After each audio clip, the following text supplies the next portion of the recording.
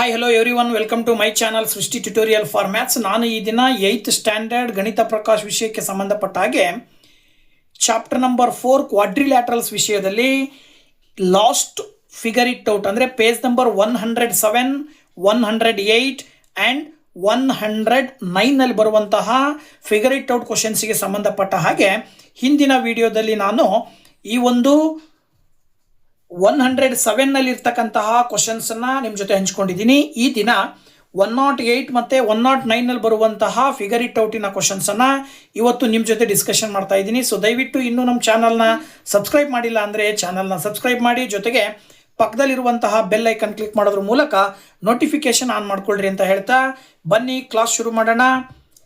Figure it out page number 108ಅಲ್ಲಿ ಬರುವಂತಹ questions.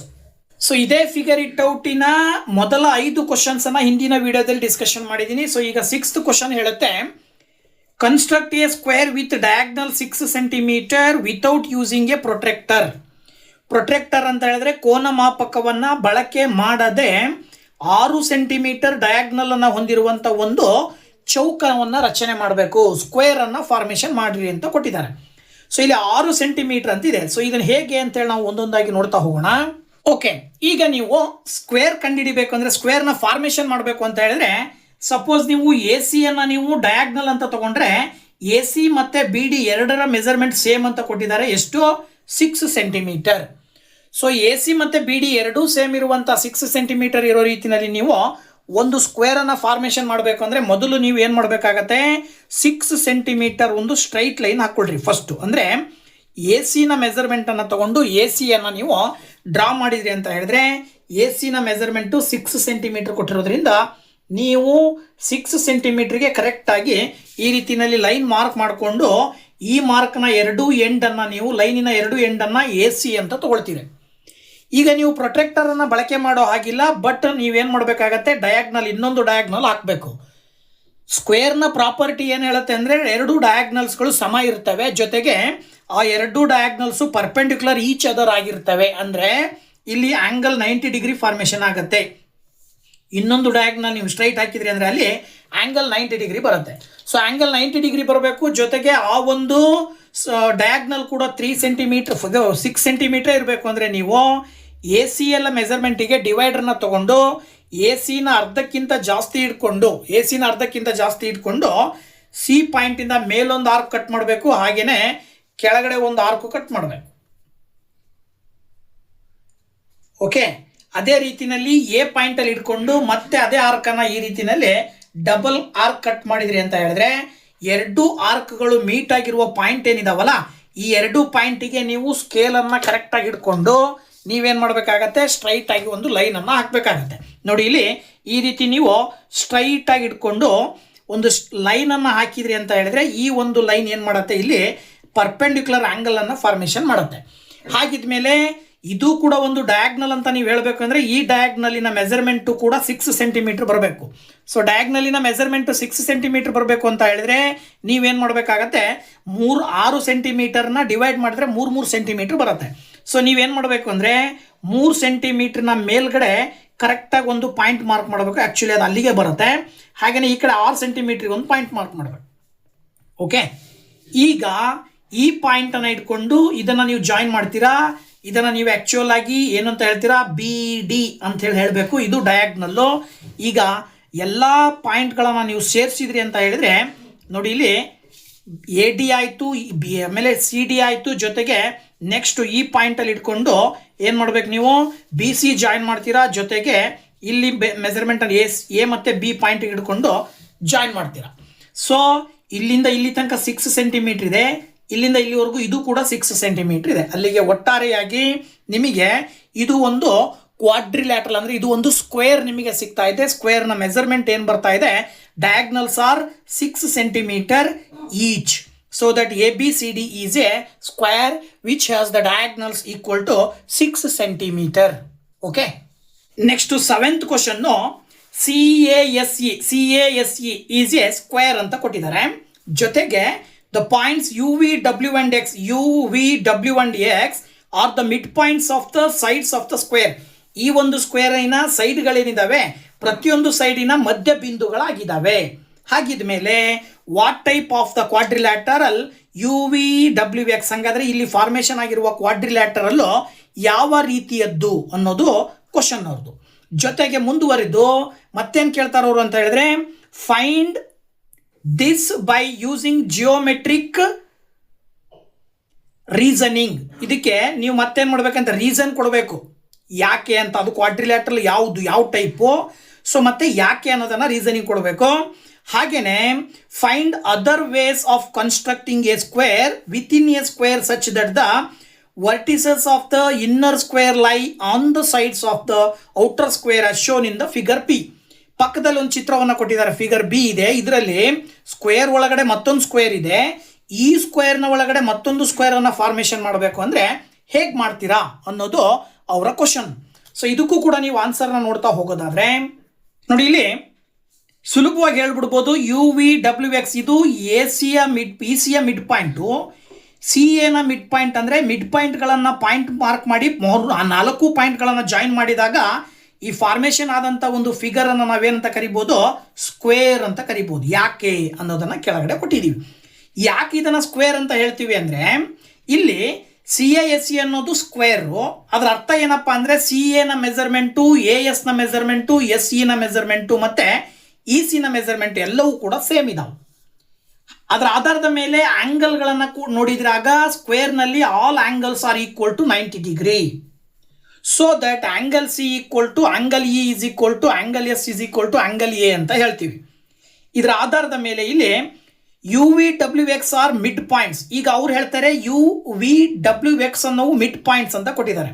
ಇದರ ಅರ್ಥ ಏನು, all divides segments are equal. ಅಂದರೆ ಅಲ್ಲಿಗೆ ಇಲ್ಲಿ ಫಾರ್ಮೇಷನ್ ಆದಂಥ ಇವೆರಡು ಎಲ್ಲ ಲೈನ್ಗಳನ್ನು ಜಾಯಿನ್ ಮಾಡಿದಾಗ ಆ ಲೈನ್ಗಳೇನಾಗ್ತವೆ, ಈಕ್ವಲ್ ಆಗಿರ್ತವೆ. ಇದರ ಅರ್ಥ CU, ಓಕೆ, ಏನು CU is equal to UA is equal to AX is equal to SX.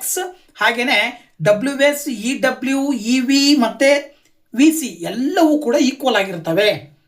ಇದರಿಂದ ನೀವು ಸುಲಭವಾಗಿ ಹೇಳ್ಬೋದು. ಹೇಗೆ ಅಂದರೆ, ಈಗ ನಿಮಗಿಲ್ಲಿ ಎಡ್ಜಸ್ ಅಲ್ಲಿ 4 ಟ್ರಯಾಂಗಲ್ಸ್ ಫಾರ್ಮೇಷನ್ ಆಗಿದಾವೆ ಅಲ್ವಾ. ನೋಡಿ, CUV ಅನ್ನೋದು ಒಂದು ಟ್ರಯಾಂಗಲ್ಲು, AUX ಅನ್ನೋದು ಇನ್ನೊಂದು ಟ್ರಯಾಂಗಲ್ಲು, ಹಾಗೇನೆ XSW ಅನ್ನೋದು ಇನ್ನೊಂದು ಟ್ರಯಾಂಗಲ್ಲು, EVW ಅನ್ನೋದು ಇನ್ನೊಂದು ಟ್ರಯಾಂಗಲ್. ಈ 4 ಟ್ರಯಾಂಗಲ್ಗಳ ಆಂಗಲ್, ಪ್ರತಿಯೊಂದು ಆಂಗಲ್ ಕೂಡ ಏನು ಬರ್ತಾ ಇದೆ, 90 ಡಿಗ್ರಿ. ನಮಗೆ ಗೊತ್ತು ತ್ರಿಭುಜದ 3 ಕೋನಗಳ ಮೊತ್ತ 90 ಡಿಗ್ರಿ ಅಂತ. ಅಲ್ಲಿಗೆ 180 ಡಿಗ್ರಿ ಅಂತ. ಇದು 90 ಡಿಗ್ರಿ ಇದೆ ಅಂದರೆ ಇನ್ನು ಇವೆರಡು ಸೇರಿದರೆ 180 ಡಿಗ್ರಿ ಬರುತ್ತೆ, 90 ಡಿಗ್ರಿ ಬರುತ್ತೆ. ಇವೆರಡನ್ನ 90 ಡಿಗ್ರಿಯಿಂದ ಡಿವೈಡ್ ಮಾಡಿದ್ರಿ ಅಂದರೆ ಒಂದೊಂದು ಆ್ಯಂಗಲ್ಲು ಕೂಡ 45 ಡಿಗ್ರಿಗೆ ಈಕ್ವಲ್ ಇರುತ್ತೆ. ಓಕೆನಾ. ಸೊ ದ್ಯಾಟ್ ನೀವು ಇಲ್ಲಿ ಇದು 45 ಡಿಗ್ರಿ, ಇದು 45 ಡಿಗ್ರಿ ಇದೆ ಅಂದರೆ ಇದು 90 ಡಿಗ್ರಿ ಇರುತ್ತೆ.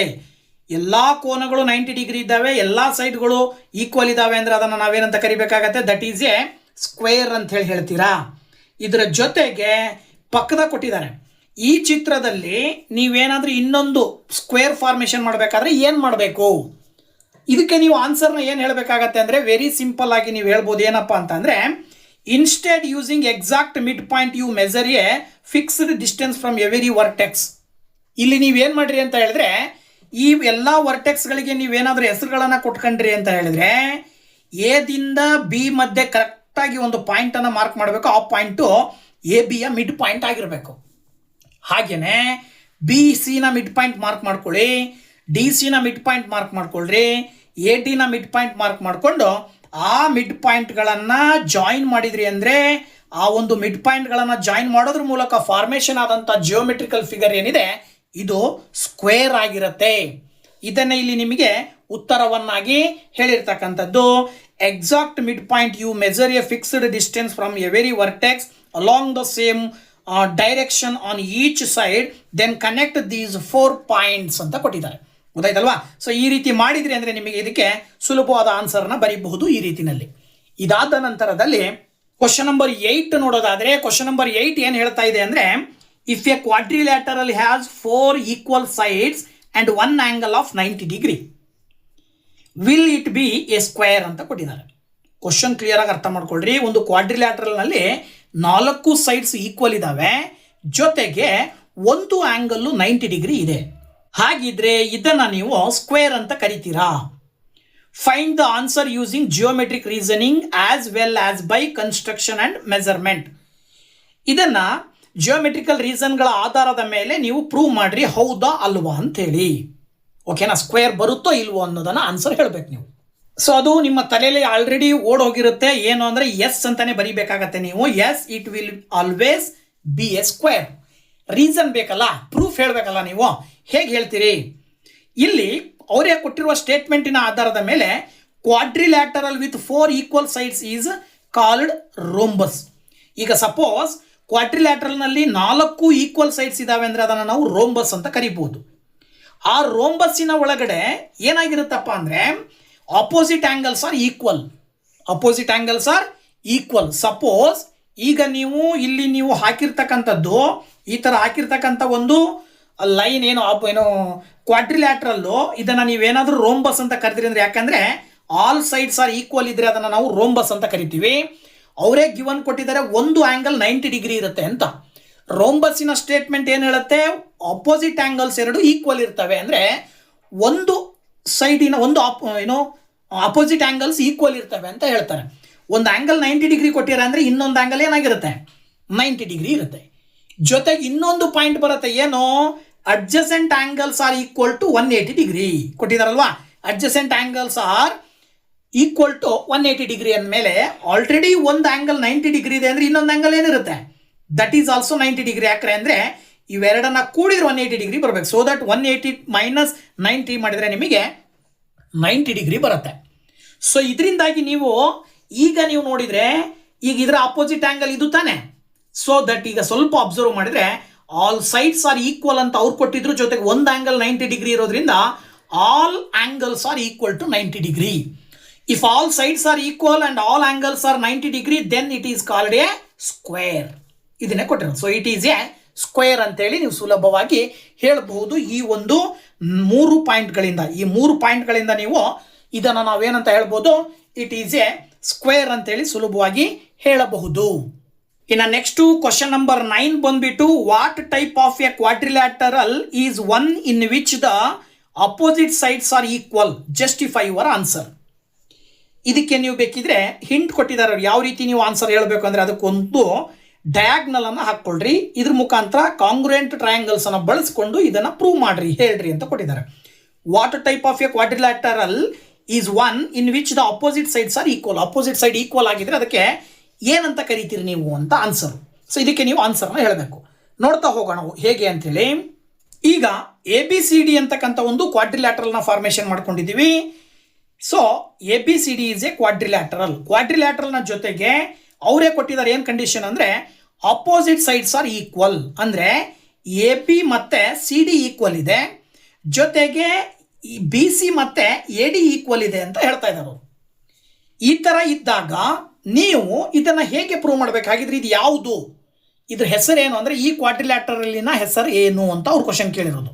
ಅಂದರೆ ಇದು ಪ್ಯಾರಲೋಗ್ರಾಮಾ ಅಥವಾ ಇದು ರೋಂಬಸ್ಸಾ ಅಥವಾ ಇದು ಸ್ಕ್ವೇರಾ ಅಥವಾ ರೆಕ್ಟ್ಯಾಂಗಲ್ಲ, ಏನು ಹೇಳ್ತೀರಾ ಇದಕ್ಕೆ ಅನ್ನೋದು ಕ್ವಶನ್.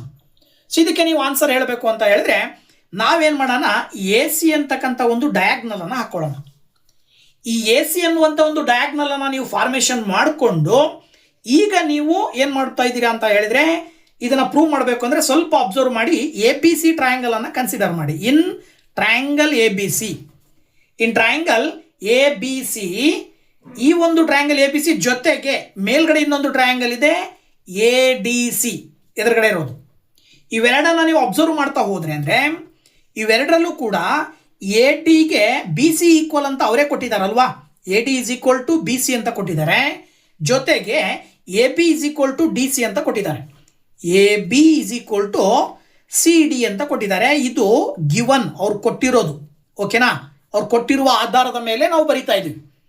ಜೊತೆಗೆ ಮತ್ತೇನು ಪಾಯಿಂಟ್ ತಗೊಳ್ಬೇಕು ಅಂತ ಹೇಳಿದ್ರೆ AC ಡಯಾಗ್ನಲ್ ಹಾಕಿದೀವಲ್ವಾ, ಈ ಡಯಾಗ್ನಲ್ಲು ಮೇಲ್ಗಡೆ ಟ್ರಯಾಂಗಲ್ಲಿಗೂ ಕೂಡ ಒಂದು ಸೈಡ್ ಆಗುತ್ತೆ, ಕೆಳಗಡೆ ಟ್ರಯಾಂಗಲ್ಲಿಗೂ ಕೂಡ ಅದೇ ಸೈಡ್ ಬರುತ್ತೆ. ಅದರ ಅರ್ಥ ನೀವು AC ಮತ್ತು AC ಎರಡೂ ಕೂಡ ಈಕ್ವಲ್. ಅಂದರೆ ನೀವು ಇದಕ್ಕೆ ರೀಸನ್ ಯಾಕೆ ಈಕ್ವಲ್ ಅಂತ ಬರೆದ್ರಿ ಅಂತ ಹೇಳಿದ್ರೆ ಆ ಒಂದು AC ಅನ್ನೋದು ಕಾಮನ್ ಸೈಡ್ ಆಫ್ 2 ಟ್ರಯಾಂಗಲ್ಸ್ ಅಂತೇಳಿ ನೀವು ಆನ್ಸರನ್ನು ರೀಸನನ್ನು ಕೊಡಬೇಕಾಗತ್ತೆ. ಇದರ ಅರ್ಥ ಏನಪ್ಪ ಅಂದರೆ ವೆರಿ ಸಿಂಪಲ್. ನಮಗೆ ಕಾಂಗ್ರುಯೆಂಟ್ ಟ್ರಯಾಂಗಲ್ಸ್ಗೆ ಸಂಬಂಧಪಟ್ಟ ಹಾಗೆ ಪ್ರಾಪರ್ಟೀಸ್ ಬರ್ತವೆ, ಅಂದರೆ ರೂಲ್ಸ್ ಬರ್ತವೆ. ಅವುಗಳನ್ನು ನಾವು ಎ ರೂಲ್ ಅಂತ ಕರಿತೀವಿ, ಎಸ್ ರೂಲ್ ಅಂತ ಕರಿತೀವಿ, ಎಸ್ ರೂಲ್ ಅಂತ ಕರಿತೀವಿ. ಇವುಗಳು ಕಾಂಗ್ರುಯೆಂಟ್ ರೂಲ್ಸು. ಈ ಕಾಂಗ್ರುಯೆಂಟ್ ರೂಲ್ಸನ್ನು ಇಲ್ಲಿ ಅಪ್ಲೈ ಮಾಡಿದ್ದೀವಿ ಅಂದರೆ ಈ ಎರಡೂ ತ್ರಿಭುಜದ ಏನಂತೀರಿ ನೀವು, ಕರೆಸ್ಪಾಂಡಿಂಗ್ ಸೈಡ್ಸ್ ಅಂತ ಕರಿತೀವಿ ನಾವು. ಏನಂತ ಕರಿತೀವಿ? Corresponding sides. ಅಂದರೆ ಎ ಬಿಗೆ ಕರೆಸ್ಪಾಂಡಿಂಗ್ ಸೈಡ್ ಇಲ್ಲಿ ಯಾವುದಾಗತ್ತೆ ಅಂದರೆ ಸಿ ಡಿ ಆಗುತ್ತೆ. ಎ ಬಿನ ಮೆಜರ್ಮೆಂಟು ಸಿ ಡಿನ ಮೆಜರ್ಮೆಂಟ್ ಸೇಮ್ ಇದೆ. ಹಾಗೆಯೇ ಎ ಡಿಗೆ ಕರೆಸ್ಪಾಂಡಿಂಗ್ ಸೈಡ್ ಯಾವುದಾಗುತ್ತೆ? ಬಿ ಸಿ ಆಗುತ್ತೆ, ಅದು ಕೂಡ ಸೇಮ್ ಇದೆ. ಎ ಸಿಗೆ ಕರೆಸ್ಪಾಂಡಿಂಗ್ ಸೈಡ್ ಎ ಸಿನೇ ಆಗುತ್ತೆ. ಸೊ ಅಲ್ಲಿಗೆ all corresponding sides are equal ಅಲ್ವಾ? All corresponding sides are equal ಅಂತ ಹೇಳ್ತೀರಾ. Sides are equal. ಯಾವಾಗ ಕರೆಸ್ಪಾಂಡಿಂಗ್ ಸೈಡ್ಸ್ ಎಲ್ಲವೂ ಕೂಡ ಈಕ್ವಲ್ಲು, ಸೊ ನೀವು ಸುಲಭವಾಗಿ ಹೇಳ್ಬೋದು therefore triangle A B C ಅನ್ನುವಂತಹದ್ದು ಕಾಂಗ್ರುಯೆಂಟ್. ಅಂದರೆ ಇದು congruent symbol. Triangle A B C congruent to triangle A D C ಅಂತೇಳಿ ನೀವು ಸುಲಭವಾಗಿ ಹೇಳ್ಬೋದು. ಅಂದರೆ ಈ ಎರಡು ಟ್ರಯಾಂಗಲ್ಗಳು ಕಾಂಗ್ರುಯೆಂಟ್ ಅನ್ನೋ ಪದದ ಅರ್ಥ ಸರ್ವ ಸಮ ತ್ರಿಭುಜ ಅಂತ ಅರ್ಥ. ಅಂದರೆ ಅದರ ಅರ್ಥ ಏನು? ಆ ಎರಡು ತ್ರಿಭುಜದ ಎಲ್ಲ ಬಾಹುಗಳು ಸಮ ಇರ್ತವೆ, ಜೊತೆಗೆ ಆ ಎರಡೂ ತ್ರಿಭುಜದ ಎಲ್ಲ ಕೋನಗಳು ಕೂಡ ಸಮ ಇರ್ತವೆ. ಯಾವ ಎರಡು ತ್ರಿಭುಜದ ಬಾಹುಗಳು ಮತ್ತು ಕೋನಗಳೆರಡೂ ಸಮ ಇರ್ತವೋ ಆ ತ್ರಿಭುಜವನ್ನು ನಾವು ಸರ್ವ ಸಮ ತ್ರಿಭುಜ, ಅದಕ್ಕೆ ಕಾಂಗ್ರುಯೆಂಟ್ ಟ್ರಯಾಂಗಲ್ ಅಂತ ಹೇಳ್ಬಿಟ್ಟು ಕರಿತೀವಿ. ಸೊ ಇದನ್ನ ನೀವು ಬರೀಲಿಕ್ಕೆ ಕಾರಣ ಏನಪ್ಪಾ ಅಂದರೆ ನಿಮ್ಮ ಹತ್ರ ಇರುವಂತಹ ಎಸ್ ಕಾಂಗ್ರುಯೆಂಟ್ ರೂಲ್ ಅಂತ ಬರುತ್ತೆ. ಈ ಎಸ್ ಕಾಂಗ್ರುಯೆಂಟ್ ರೂಲ್ನ ಆಧಾರದ ಮೇಲೆ ನೀವು ಏನು ಹೇಳ್ತಾ ಇದ್ದೀರಾ, ಇದು ಈ ಎರಡು ಟ್ರಯಾಂಗಲ್ಲು ಕಾಂಗ್ರುಯೆಂಟ್ ಆಗಿದ್ದಾವೆ. ಹಂಗಿದ್ಮೇಲೆ ನಾನು ಈಗ ತಾನೇ ಹೇಳಿದ ಹಾಗೆ ಕಾಂಗ್ರುಯೆಂಟ್ ಟ್ರಯಾಂಗಲ್ ಅಂದರೆ ಏನು ಕಂಡೀಷನ್ ಸ್ಟೇಟ್ಮೆಂಟ್ ಏನು ಹೇಳುತ್ತೆ? ಇನ್ ಟೂ ಟ್ರಯಾಂಗಲ್ಸ್, ಕರೆಕ್ಟ್ ಅರ್ಥ ಮಾಡ್ಕೊಳ್ರಿ, in two triangles all corresponding angles and all corresponding sides are equal, then they are called congruent triangles. Right? ಅರ್ಥ ಆಯ್ತಲ್ವಾ? ಯಾವುದೇ ಎರಡು ತ್ರಿಭುಜದ ಏನು ಅನುಕ್ರಮ ಬಾಹುಗಳು ಮತ್ತು ಅನುಕ್ರಮ ಕೋನಗಳು ಸಮ ಇದ್ವು ಅಂದರೆ ಆ ಎರಡು ತ್ರಿಭುಜಗಳನ್ನು ನಾವೇನಂತ ಕರಿತೀವಿ? ಸರ್ವಸಮ ತ್ರಿಭುಜಗಳು ಅಂತ ಕರಿತೀವಿ. ಸೊ ಇದರ ಆಧಾರದ ಮೇಲೆ ಕೋನಗಳನ್ನು ನೀವು ನೋಡ್ತಾ ಹೋದಾಗ ಆಂಗಲ್ ಎ ಡಿ ಸಿ ಅನ್ನು ನೀವು ಕನ್ಸಿಡರ್ ಮಾಡಿದ್ರಿ ಅಂದರೆ ಈ ಕೋನ ಯಾವುದಕ್ಕೆ ಸಮ ಇರುತ್ತೆ? ಇದರ corresponding angle A B C ಬರುತ್ತೆ. ಆ್ಯಂಗಲ್ ಎ ಬಿ ಸಿ ಅಂತ ಹೇಳಬೇಕಾಗತ್ತೆ. ಜೊತೆಗೆ ಇನ್ನೊಂದು ಯಾವ್ದು ಬಂತು ಅಂತ ಹೇಳಿದ್ರೆ ಇನ್ನೊಂದೇನು ಆ್ಯಂಗಲ್ ಎ ಸಿ ಡಿಯನ್ನು ತೊಗೊಂಡ್ರಿ ಅಂತ ಹೇಳಿದ್ರೆ ಆ್ಯಂಗಲ್ ಎ ಸಿ ಡಿ ಏನಾಗಿರುತ್ತೆ? ಆ್ಯಂಗಲ್ ಎ ಸಿ ಡಿ ಈ ಆ್ಯಂಗಲ್ ಯಾವುದಕ್ಕೆ ಸಮ ಇರುತ್ತೆ ಅಂದರೆ ಈ ಆ್ಯಂಗಲನ್ನು ಹೇಳಬೇಕು, ಆ್ಯಂಗಲ್ ಸಿ ಎ ಬಿ. ಜೊತೆಗೆ ಮತ್ತೇನಪ್ಪ ಅಂತ ಹೇಳಿದ್ರೆ ಇನ್ನೊಂದು angle D A B. Okay, sorry, ಏನೋ ಇನ್ನೊಂದು ಯಾವುದು ಎ ಬಿ ಸಿ ಆಯ್ತಲ್ವಾ, ಇದಾಯ್ತಲ್ವಾ. ನೆಕ್ಸ್ಟ್ ಇದನ್ನು ತೊಗೊಳ್ಬೇಕು ತಾನೆ. ಈ ಕೋನ ಅಂದರೆ C A D, angle C A D is equal to ಈ ಕೋನವನ್ನು ಹೇಳ್ಬೇಕು, ಆ್ಯಂಗಲ್ ಎ ಸಿ ಬಿ. ಗೊತ್ತಾಯ್ತಲ್ಲ? ಸೊ ಈಗ ಇದರ ಅರ್ಥ ಏನಪ್ಪ ಅಂದರೆ ಈ ಆ್ಯಂಗಲ್ಲು ಈಕ್ವಲ್ಲು, ಈ ಆ್ಯಂಗಲ್ಲು ಈಕ್ವಲ್ಲು ಅಂದರೆ ಇದರ ಅರ್ಥ ಏನಪ್ಪ ಅಂದರೆ ದೇರ್ ಫೋರ್ ಇವುಗಳ ಆಧಾರದ ಮೇಲೆ ನೀವು ಎ ಬಿ ಎನ್ನುವಂತಹ ಸೈಡು ಮೇಲ್ಗಡೆ ಅಪೋಸಿಟ್ ಆಗಿರುವ ಸಿ ಡಿಗೆ ಪ್ಯಾರಲಲ್ ಆಗಿದೆ. ಎ ಬಿ ಮತ್ತು ಸಿ ಡಿ ಪ್ಯಾರಲಲ್ ಇದ್ದಾವೆ. ಜೊತೆಗೆ ಇನ್ನೊಂದು ಏನು ಹೇಳ್ಬೋದು ನೀವು, ಎ ಡಿ ಅಂತಕ್ಕಂಥದ್ದು ಯಾವುದಕ್ಕೆ ಪ್ಯಾರಲಲ್ ಆಗಿದೆ? ಬಿ ಸಿಗೆ ಪ್ಯಾರಲಲ್ ಆಗಿದೆ. ಯಾಕಪ್ಪ ಅಂದರೆ ವೆರಿ ಸಿಂಪಲ್, ಏನು ಅಂದರೆ alternate angles are equal. So alternate angles equal ಆಗಿರೋದ್ರಿಂದ ಅಪೋಸಿಟ್ ಸೈಡ್ಸು ಈಕ್ವಲ್ ಅಂತ ಅವ್ರು ಕೊಟ್ಟಿದ್ರು. ಈಗ ನಾವೇನು ಫೈಂಡ್ ಔಟ್ ಮಾಡಿದ್ದೀವಿ? Opposite sides not only equal but also parallel ಅಂತ ಕೊಟ್ಟಿದ್ದೀವಿ. ಇದರ ಅರ್ಥ ಏನು? ಅಪೋಸಿಟ್ ಸೈಡ್ಸ್ ಈಕ್ವಲ್ಲು ಮತ್ತು ಅಪೋಸಿಟ್ ಸೈಡ್ಸ್ ಪ್ಯಾರಲಲ್ ಇದ್ದಾವೆ ಅಂತ ಹೇಳಿದ್ರೆ ಅದನ್ನು ನಾವು ಪ್ಯಾರಲಲೋಗ್ರಾಮ್ ಅಂತ ಕರಿತೀವಿ. ನೋಡಿ, a quadrilateral with two pairs of parallel opposite sides is a parallelogram. So ಅದನ್ನು ನಾವೇನಂತ ಕರಿಬೇಕಾಗತ್ತೆ? ಪ್ಯಾರಲಲೋಗ್ರಾಮ್ ಅಂತೇಳಿ ಆನ್ಸರ್ನ ಹೇಳಬೇಕಾಗತ್ತೆ. ನೆಕ್ಸ್ಟು ಕ್ವಶನ್ ನಂಬರ್ 10 ಬಂದ್ಬಿಟ್ಟು ಹೇಳ್ತಾ ಇದೆ, will the sum of the angles in a quadrilateral such as the following one also be 360 degree? Find the answer using geometric reasoning as well as by constructing this figure and measuring. ಅಂದರೆ ಕ್ವಶನಿನ ಅರ್ಥ ಏನಪ್ಪ ಅಂದರೆ ಈ ಒಂದು ಚಿತ್ರವನ್ನು ಕೊಟ್ಟಿದ್ದಾರಲ್ಲ, ಇದು ಒಂದು ಕ್ವಾಡ್ರಿಲ್ಯಾಟರಲ್ ಅಂತ ಕನ್ಸಿಡರ್ ಮಾಡಿದರೆ ಈ ಕ್ವಾಡ್ರಿಲ್ಯಾಟ್ರಲ್ನಲ್ಲಿ ಬರುವ 4 ಕೋನಗಳನ್ನು ಕೂಡಿದರೆ 360 ಡಿಗ್ರಿ ಬರುತ್ತಾ ಅಥವಾ ಬರಲ್ವಾ ಅನ್ನೋದು ಅವ್ರ ಕ್ವಶನ್. ಸೊ ಇದಕ್ಕೆ ನೀವು ಆನ್ಸರನ್ನು ಹೇಗೆ ಹೇಳ್ತೀರಾ ಅಂತ ನಾವು ನೋಡೋದಾದ್ರೆ ನೋಡಿ, ಇಲ್ಲಿ ಅವ್ರು ಕೊಟ್ಟಿರುವ ಆಧಾರದ ಮೇಲೆ ಈ ಒಂದು ಕ್ವಾಡ್ರಿಲ್ಯಾಟರಲಿನ 4 ಕೋನಗಳ ಮೊತ್ತ 360 ಡಿಗ್ರಿ ಬರುತ್ತಾ ಅಂತ ಅಂದರೆ ನೀವು ಎಸ್ ಅಂತ ಹೇಳಬೇಕಾಗತ್ತೆ. The sum of the angles will still be 360 degree. ಹೆಂಗೆ ಅಂತ ಹೇಳಿದ್ರೆ ಇದನ್ನು ನಾವು ಆ್ಯಕ್ಚುಯಲ್ ಆಗಿ ಇದು ಒಂದು ಕ್ವಾಡ್ರಿಲ್ಯಾಟರಲ್ಲೇ, ಬಟ್ ಈ ಒಂದು ಕ್ವಾಡ್ರಿಲ್ಯಾಟರಲ್ನಲ್ಲಿ ಈ ರೀತಿಯಲ್ಲಿ ಒಳಕೋನ 90 ಡಿಗ್ರಿಗಿಂತ ಜಾಸ್ತಿ ಇದ್ದು ಒಂದು ಒಳಕೋನ 90 ಡಿಗ್ರಿಗಿಂತ ಜಾಸ್ತಿ ಇತ್ತು ಅಂದರೆ ಅದನ್ನು ರಿಫ್ಲೆಕ್ಸ್ 180 ಡಿಗ್ರಿಗಿಂತ ಜಾಸ್ತಿ ಇತ್ತು ಅಂದರೆ ಅದನ್ನು ರಿಫ್ಲೆಕ್ಸ್ ಕ್ವಾಡ್ರಿಲ್ಯಾಟರಲ್ ಅಂತ ಕರಿತೀವಿ. ಜನರಲಿ ನಾವೇನು ಮಾಡ್ತೀವಿ ಅಂತ ಹೇಳಿದ್ರೆ ಸಮ್ ಆಫ್ ಇಂಟೀರಿಯರ್ ಆ್ಯಂಗಲ್ಸನ್ನು ಕಂಡುಹಿಡಲಿಕ್ಕೆ ಒಂದು ಸೂತ್ರವನ್ನು ಬಳಸ್ತೀವಿ, n-2 × 180 ಡಿಗ್ರಿ. ಇದರ ಆಧಾರದ ಮೇಲೆ n-2 × 180 ಡಿಗ್ರಿ ಅಂತ ಅಂದರೆ ಇಲ್ಲಿ ನಿಮಗೆ ಕೋನಗಳೆಷ್ಟಿದ್ದಾವೆ? 4 ಕೋನಗಳಿದಾವಲ್ವಾ. ಸೊ ನಂಬರ್ ಆಫ್ ಆ್ಯಂಗಲ್ಸ್ ಬಂದ್ಬಿಟ್ಟು 4. ಎನ್ ಇರುವ ಜಾಗದಲ್ಲಿ ನೀವು 4 ಹಾಕಿದ್ರಿ ಅಂದರೆ 4 - 2 × 180 ಡಿಗ್ರಿ. 4ರಲ್ಲಿ 2 ಹೋದರೆ 2 ಬರುತ್ತೆ, ಇಂಟು 180 ಡಿಗ್ರಿ ಮಾಡಿದ್ರೆ ಆ್ಯಕ್ಚುಯಲ್ ಆಗಿ ನಿಮಗೆ ಆ್ಯಂಗಲ್ ಬಂದ್ಬಿಟ್ಟು 360 ಡಿಗ್ರಿ ಬರುತ್ತೆ. ಇಲ್ಲಿ ಸಪೋಸ್ ಈ ಒಂದು ಪಾಯಿಂಟನ್ನು ನಿಮಗೆ ಡಿ ಅಂತ ಕೊಟ್ಟಿದ್ದಾರೆ. ಸೊ ಈ ಡಿ ಏನಾಗುತ್ತೆ ಅಂತ ಹೇಳಿದ್ರೆ linear reflex angle, inner reflex angle ಅಂತ ಕರಿತೀವಿ ನಾವು. ಇದು ಸಿಂಪಲ್ ಏನಪ್ಪ ಅಂದರೆ ಇದು 180 ಡಿಗ್ರಿಗಿಂತ ಜಾಸ್ತಿ ಇರುತ್ತೆ ಅಷ್ಟೇ ಈ ಆ್ಯಂಗಲ್ಲು. ಇದು 180 ಡಿಗ್ರಿಗಿಂತ ಜಾಸ್ತಿ ಇತ್ತು ಅಂದರೆ ಈ ಕೋನಗಳು ಕಡಿಮೆ ಆಗ್ತವೆ. ಅದರ ಅರ್ಥ ಈ ಕೋನಕ್ಕೆ ಇನ್ನು ಎಷ್ಟು ಕೂಡಿದ್ರೆ 360 ಡಿಗ್ರಿ ಇರುತ್ತೋ ಅಷ್ಟು ಸಮ ಇರ್ತವೆ ಇವು 3 ಕೋನಗಳ ಮೊತ್ತ. ನೀವು ಹಿಂಗೆ ಮಾಡಿದ್ರೂ ಅದು ಆ್ಯಂಗಲ್ ನಿಮಗೆ ದೊಡ್ಡದಾಗಿದ್ರೂ ಕೂಡ, ಇನ್ನರ್ ಆ್ಯಂಗಲ್ ದೊಡ್ಡದಾಗಿ ಕಂಡ್ರೂ ಕೂಡ ನೀವು ಅದನ್ನು ಈ ಒಂದು ಕ್ವಾಡ್ರಿಲ್ಯಾಟರಲ್ ಆಗಿರೋದ್ರಿಂದ ಈ ಕ್ವಾಡ್ರಿಲ್ಯಾಟರಲ್ಲಿನ sum of the interior angles ಬಂದ್ಬಿಟ್ಟು 360 ಡಿಗ್ರಿನೇ ಇರುತ್ತೆ. ಈ ಒಂದು ಡಿ ಅನ್ನು ನಾವೇನಂತ ಕರಿತೀವಿ? ಇನ್ನರ್ ರಿಫ್ಲೆಕ್ಸ್ ಆ್ಯಂಗಲ್ ಅಂತ ಕರಿತೀವಿ. ರಿಫ್ಲೆಕ್ಸ್ ಅಂದರೆ very simple, more than 180 degree ಇದೆ. ಯಾವ ಕೋನ 180 ಡಿಗ್ರಿಗಿಂತ ಜಾಸ್ತಿ ಇರುತ್ತೋ ಅದನ್ನು ರಿಫ್ಲೆಕ್ಸ್ ಆ್ಯಂಗಲ್ ಅಂತ ಕರಿತೀವಿ. ಸೊ ಅದರ ಆಧಾರದ ಮೇಲೆ ಇದನ್ನು ರಿಫ್ಲೆಕ್ಸ್ ಆ್ಯಂಗಲ್ ಅಂತ ಕರಿತೀವಿ. ಬಿಟ್ಟರೆ ಈ 4 ಕೋನಗಳ ಮೊತ್ತ ಆಲ್ವೇಸ್ 360 ಡಿಗ್ರಿ ಇರುತ್ತೆ. ಈಗ ನೆಕ್ಸ್ಟ್ ಕ್ವಶನ್ಸ್ ಕೊಟ್ಟಿದ್ದಾರೆ. State whether the following statements are true or false, justify your answers ಅಂತ ಕೊಟ್ಟಿದ್ದಾರೆ. ಕೆಳಗಡೆ ಸುಮಾರು 7 ಕ್ವಶನ್ಸ್ ಕೊಟ್ಟಿದ್ದಾರೆ. 7 ಕ್ವಶನ್ನಲ್ಲಿ ಸ್ಟೇಟ್ಮೆಂಟನ್ನು ನೋಡಿ. ಇಲ್ಲಿ ಮೊದಲನೇ ಸ್ಟೇಟ್ಮೆಂಟ್ ಹೇಳ್ತಾ ಇದೆ ಏನಪ್ಪ ಅಂದರೆ a quadrilateral whose diagonals are equal and bisect each other must be a square ಅಂತ ಕೊಟ್ಟಿದ್ದಾರೆ. ಒಂದು ಕ್ವಾಡ್ರಿಲ್ಯಾಟರಲ್ ಇದೆ, ಆ ಒಂದು ಕ್ವಾಡ್ರಿಲ್ಯಾಟರಲಿನ ಡಯಾಗ್ನಲ್ಸ್ ಈಕ್ವಲ್ ಆಗಿದ್ದಾವೆ, ಜೊತೆಗೆ ಎರಡೂ ಕೂಡ ಸಮಭಾಗವಾಗಿ ಡಿವೈಡ್ ಆಗ್ತವೆ. ಹಾಗಾಗಿ ಇದನ್ನು ನಾವು ಏನಂತ ಕರಿತೀವಿ? ಸ್ಕ್ವೇರ್ ಅಂತ ಕರಿತೀವಿ ಅಂಥೇಳಿ ಕೊಟ್ಟಿದ್ದಾರೆ. ಅಂದರೆ ಸ್ಕ್ವೇರ್ನಲ್ಲಿ ಇಷ್ಟು ಪಾಯಿಂಟ್ ಇರ್ತವೆ ಅಂತ. ಸೊ ಇದು ನಿಮಗೆ ಸ್ಟೇಟ್ಮೆಂಟು ಟ್ರೂ ಆರ್ ಫಾಲ್ಸ್ ಅಂತ ಕೊಟ್ಟಿದ್ದಾರೆ, ಜೊತೆಗೆ ರೀಸನ್ ಕೂಡ ಕೇಳಿದ್ದಾರೆ. ಇದಕ್ಕೆ ನೀವು ಆನ್ಸರು ಫಾಲ್ಸ್ ಅಂತ ಬರೀತೀರ. ಯಾಕೆ ಅಂದರೆ if diagonals of a quadrilateral are equal and bisect each other which is a rectangle. ಕರೆಕ್ಟಾಗಿ ತಿಳ್ಕೊಳ್ರಿ, ಡಯಾಗ್ನಲ್ಸು ಕ್ವಾಡ್ರಿಲ್ಯಾಟರಲ್ನಲ್ಲಿರುವ ಡಯಾಗ್ನಲ್ಸ್ ಈಕ್ವಲ್ ಆಗಿದ್ದು ಜೊತೆಗೆ ಆ ಎರಡೂ ಡಯಾಗ್ನಲ್ ಬೈಸೆಕ್ಟ್ ಆಯಿತು ಅಂದರೆ ಅದನ್ನು ನಾವು ರೆಕ್ಟ್ಯಾಂಗಲ್ ಅಂತ ಕರಿತೀವಿ. ಇನ್ನೊಂದು ನಿಮಗೆ ಕಂಡೀಷನ್ ಏನಪ್ಪ ಅಂದರೆ ಸ್ಕ್ವೇರ್ ಅಂತ ಯಾಕೆ ಕರೆಯಲ್ಲ ಅದನ್ನು ಅಂದರೆ ಅವ್ರು ಹೇಳಿರೋ ಸ್ಕ್ವೇರ್ ಅನ್ನೋದು ತಪ್ಪು ಅಂತ ಯಾಕೆ ಹೇಳ್ತೀವಿ ಅಂದರೆ square must also intersect perpendicular to each other at a 90 degree. ಅವ್ರು ಏನು ಹೇಳ್ತಾರೆ ಅಂದರೆ ಅವರು ಕೊಟ್ಟಂಥ ಸ್ಟೇಟ್ಮೆಂಟಿನ ಆಧಾರದ ಮೇಲೆ ಇದು ಬೈಸೆಕ್ಟ್ ಆಗತ್ತೆ ಅಂತ ಹೇಳ್ತಾರೆ ಅವರು ಅಷ್ಟೇ. ಬಟ್ ಇಲ್ಲಿ ಪ್ರತಿ ಆ್ಯಂಗಲ್ ಕೂಡ 90 ಡಿಗ್ರಿ ಬರಬೇಕು.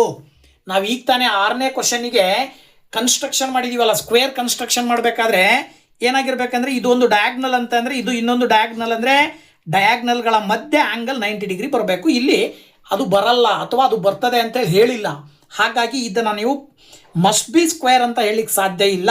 ಸ್ಕ್ವೇರ್ ಅಂತ ಹೇಳಬೇಕು ಅಂದರೆ ಈ ಮೇನ್ ಪಾಯಿಂಟು ಇದು, ಈ ಪಾಯಿಂಟ್ ಇದ್ರೆ ಮಾತ್ರ ಅದನ್ನು ನಾವು ಸ್ಕ್ವೇರ್ ಅಂತ ಹೇಳಲಿಕ್ಕೆ ಸಾಧ್ಯ. ಹಾಗೆ ನೆಕ್ಸ್ಟು 2ನೇ ಕ್ವಶನ್ ನೋಡೋದಾದರೆ a quadrilateral having 3 right angles must be a rectangle ಅಂತ ಕೊಟ್ಟಿದ್ದಾರೆ. ಅಂದರೆ ಯಾವುದೇ ಒಂದು ಕ್ವಾಡ್ರಿಲ್ಯಾಟರಲ್ನಲ್ಲಿ 3 ರೈಟ್ ಆ್ಯಂಗಲ್ಸ್ ಇದ್ದರೆ ಅದನ್ನು ನಾವು ರೆಕ್ಟ್ಯಾಂಗಲ್ ಅಂತ ಕರಿಬಹುದು. ವೆರಿ ಸಿಂಪಲ್, ಕರಿಬಹುದು. ಎಸ್ ಅಂತ ನೀವು ಹೇಳಬೇಕಾಗತ್ತೆ. Answer true. ಯಾಕೆ ಅಂದರೆ 3 ಆ್ಯಂಗಲ್ 90 ಡಿಗ್ರಿ ಇದ್ರೆ ಇನ್ನೊಂದು ಆ್ಯಂಗಲ್ 90 ಡಿಗ್ರಿ ಇರಬೇಕಲ್ಲ, ಇರುತ್ತೆ. ಯಾಕೆ? 4 ಕೋನಗಳ ಮೊತ್ತ 360 ಡಿಗ್ರಿ, ಅದರಲ್ಲಿ 3 ಕೋನಗಳು 90 ಡಿಗ್ರಿ ಇದ್ದಾವೆ ಅಂದರೆ ಇನ್ನೊಂದು ಕೋನ 90 ಡಿಗ್ರಿ ಇರಲೇಬೇಕು. ಇದರಿಂದಾಗಿ ಯಾವಾಗ ಒಂದು ಕ್ವಾಡ್ರಿಲ್ಯಾಟರಲ್ನಲ್ಲಿ 4 ಕೋನಗಳು ಸಮ ಇರ್ತವೋ ಆಗ ನೀವು ಸುಲಭವಾಗಿ ಹೇಳ್ತೀರಾ ದಟ್ ಈಸ್ ಎ ರೆಕ್ಟ್ಯಾಂಗಲ್ ಅಂತೇಳಿ. ಸೊ ದಟ್ ಎರಡನೇ ಕ್ವಶನ್ನು ಟ್ರೂ ಅಂತೇಳಿ ನೀವು ಆನ್ಸರ್ ಬರೀತೀರಾ. ಇದರ ನಂತರದಲ್ಲಿ ಮೂರನೇ question, a quadrilateral whose diagonals bisect each other must be a parallelogram. ನೋಡಿ, ಯಾವುದೇ ಒಂದು ಒಂದು ಕ್ವಾಡ್ರಿಲ್ಯಾಟರಲ್ನಲ್ಲಿ ಡಯಾಗ್ನಲ್ಸ್ ಒಂದಕ್ಕೊಂದು ಬೈಸೆಕ್ಟ್ ಆದವು ಅಂದರೆ ಅದರ ಅರ್ಥ ಡಯಾಗ್ನಲ್ಸ್ಗಳು ಸಮಭಾಗವಾಗಿ ಡಿವೈಡ್ ಆದವು ಅಂದರೆ ಅದನ್ನು ನಾವು ಪ್ಯಾರಲೋಗ್ರಾಮ್ ಅಂತ ಕರಿಬಹುದಾ ಅಂದರೆ ಎಸ್, ಟ್ರೂ ಅಂತ ಹೇಳಬೇಕು. ಯಾಕೆ? ಇದು ಆ ಒಂದು ಪ್ಯಾರಲೋಗ್ರಾಮಿಗೆ ಬರುವಂಥ ಒಂದು ಮೇನ್ ಪ್ರಾಪರ್ಟಿ. ಹಾಗಾಗಿ this is a standard geometric theorem ಅಂತೇಳಿ ನೀವು ಸುಲಭವಾಗಿ ಹೇಳ್ಬೋದು.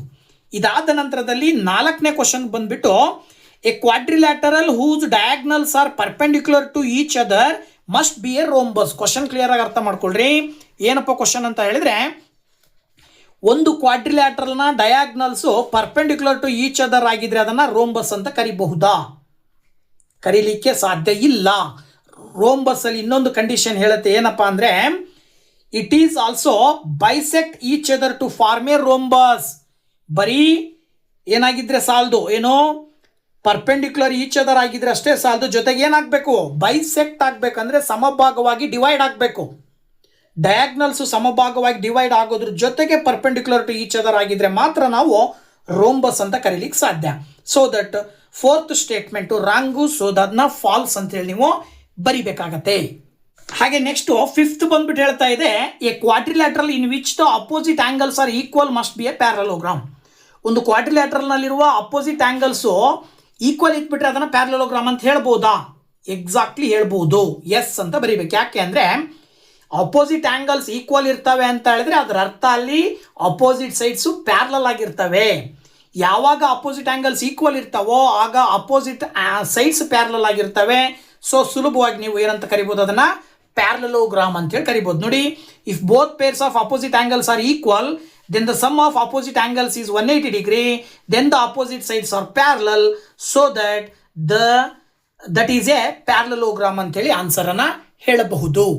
ಹಾಗೆಯೇ next 6th question, a quadrilateral in which all the angles are equal is a rectangle. ಒಂದು ಕ್ವಾಡ್ರಿಲ್ಯಾಟರಲ್ನಲ್ಲಿ ಎಲ್ಲ ಆಂಗಲ್ಸ್ ಈಕ್ವಲ್ ಇದ್ರೆ ರೆಕ್ಟ್ಯಾಂಗಲ್ ಅಂತ ಕರಿಬಹುದಾ? ಎಸ್ ಅಂತ ನೀವು ಅವಾಗಲೇ ಮೇಲ್ಗಡೆ ಹೇಳಿದ್ದೀರಾ. ಅಂದ್ರೆ ಆಲ್ 3 ರೈಟ್ ಆಂಗಲ್ಸ್ ಅಂತ ಕೊಟ್ಟಿದ್ರಾ, ಇಲ್ಲಿ ಆಲ್ ಆಂಗಲ್ಸ್ ಈಕ್ವಲ್ ಅಂತ ಕೊಟ್ಬಿಟ್ಟಾರೆ. ಸೊ ದ್ಯಾಟ್ ನೀವು ಸುಲಭವಾಗಿ ಹೇಳ್ಬೋದು ಇದಕ್ಕೆ ಟ್ರೂ. ಯಾಕೆ ಅಂದರೆ ಆಲ್ ಆಂಗಲ್ಸ್ ಈಕ್ವಲ್ ಅಂದರೆ ಅದರ ಅರ್ಥ ಒಟ್ಟು ಕೋನಗಳ ಮೊತ್ತ 360 ಡಿಗ್ರಿ. ಅದನ್ನು ನೀವೇನಾದರೂ 4ರಿಂದ ಭಾಗಾಕಾರ ಮಾಡಿದರೆ ಆಂಗಲ್ 90 ಡಿಗ್ರಿನೇ ಬರುತ್ತೆ. ಅಂದರೆ all 4 angles are right angles, then that is a rectangle ಅಂತೇಳಿ ನೀವು 6ನೇ ಕ್ವಶನ್ನಿಗೆ ರೀಸನ್ ಬರೀಬೇಕಾಗತ್ತೆ. ಇದಾದ ನಂತರದಲ್ಲಿ ಕೊನೆಯ question, isosceles trapeziums are parallelogram. Isosceles trapezium ಅಂದರೆ ಅದರ ಅರ್ಥ ಏನಪ್ಪ ಅಂದರೆ, ಒಂದು ಜೊತೆ ಇರುವ 4 ಸೈಡ್ಸಲ್ಲಿ ಒಂದು ಜೊತೆ ಸಮ ಇತ್ತು ಅಂದರೆ ಅದನ್ನು ಐಸೋಸ್ಕೇಲ್ಸ್ ಟ್ರಾಪಿಜಿಯಮ್ ಅಂತ ಕರಿತೀವಿ. ಹಾಗೆ ಒಂದು ಜೊತೆ ಬಾಹುಗಳು ಸಮ ಇರುವ, ಅಪೋಸಿಟ್ ಆಗಿರುವ ಒಂದು ಜೊತೆ ಬಾಹುಗಳು ಸಮ ಇರುವ ಟ್ರಾಪಿಜಿಯಮ್ ಅನ್ನು ಪ್ಯಾರಲೋಗ್ರಾಮ್ ಅಂತ ಕರಿಬಹುದಾ ಅನ್ನೋದು ಸ್ಟೇಟ್ಮೆಂಟು. ಆ್ಯಕ್ಚುಲಿ ಇದನ್ನು ನಾವು ಫಾಲ್ಸ್ ಅಂತ ಬರೀತೀರ. ಯಾಕೆ ಫಾಲ್ಸ್ ಅಂತ ಬರೀತೀರಿ ಅಂದರೆ, ನೋಡಿ, in isosceles trapezium has only 1 pair of parallel sides. ಕೇವಲ ಒಂದು ಜೊತೆ ಪ್ಯಾರಲಲ್ ಸೈಡ್ ಮಾತ್ರ ಇರ್ತವೆ, ಒಂದು ಜೊತೆ ಪ್ಯಾರಲಲ್ ಸೈಡ್ ಮಾತ್ರ ಈಕ್ವಲ್ ಇರ್ತವೆ. ನೀವು ಪ್ಯಾರಲೋಗ್ರಾಮ್ ಕರಿಬೇಕು ಅಂತ ಹೇಳಿದ್ರೆ ಕಂಡೀಷನ್ ಏನೋ 2 pairs of opposite sides are parallel ಇರಬೇಕು. ಸೊ ದ್ಯಾಟ್ ನೋಡಿ, parallelogram requires both pairs of opposite sides to be parallel. So that ಈಗ ಕೊಟ್ಟಿರುವ ಸ್ಟೇಟ್ಮೆಂಟ್ ತಪ್ಪು. ಐಸೋಸ್ಕೇಲ್ಸ್ ಟ್ರಾಪಿಜಿಯಮ್ ಅನ್ನು ನಾವು ಪ್ಯಾರಲೋಗ್ರಾಮ್ ಅಂತ ಹೇಳಲಿಕ್ಕೆ ಸಾಧ್ಯ ಇಲ್ಲ. ಓಕೆನಾ? ಸೊ ಈ ಒಂದು ವಿಡಿಯೋದಲ್ಲಿ ಕ್ವಾಡ್ರಿಲ್ಯಾಟರಲ್ ಚಾಪ್ಟರ್ಗೆ ಸಂಬಂಧಪಟ್ಟಂಥ ಕೊನೆಯ ಫಿಗರ್ ಇಟ್ ಔಟಿನ ಪೇಜ್ ನಂಬರ್ 108 ಮತ್ತು 109 ಬಂದಂಥ ಕ್ವಶನ್ಸ್ಗೆ ಆನ್ಸರ್ನ ಹೇಗೆ ಬರೆಯೋದು ಅನ್ನೋದನ್ನು ತಿಳಿಸ್ಕೊಟ್ಟಿದ್ದೀನಿ. ಸೊ ವಿಡಿಯೋ ಇಷ್ಟ ಆದರೆ ಲೈಕ್ ಮಾಡಿ, ಶೇರ್ ಮಾಡಿ, ಹಾಗೆ ಕಮೆಂಟ್ ಮಾಡಿ ಅಂತ ಹೇಳ್ತಾ, ನೆಕ್ಸ್ಟು ಚಾಪ್ಟರ್ನಲ್ಲಿ ಬರುವ ಫಿಗರ್ ಇಟ್ ಔಟ್ಗಳ ಕ್ವಶನ್ಸ್ನೊಂದಿಗೆ ನೆಕ್ಸ್ಟ್ ವಿಡಿಯೋದಲ್ಲಿ ಬರ್ತೀನಿ. ಅಲ್ಲಿ ತನಕ ವೇಟ್ ಮಾಡ್ತಾ ಇರಿ ಅಂತ ಹೇಳ್ತಾ, once again thank you very much. Bye bye.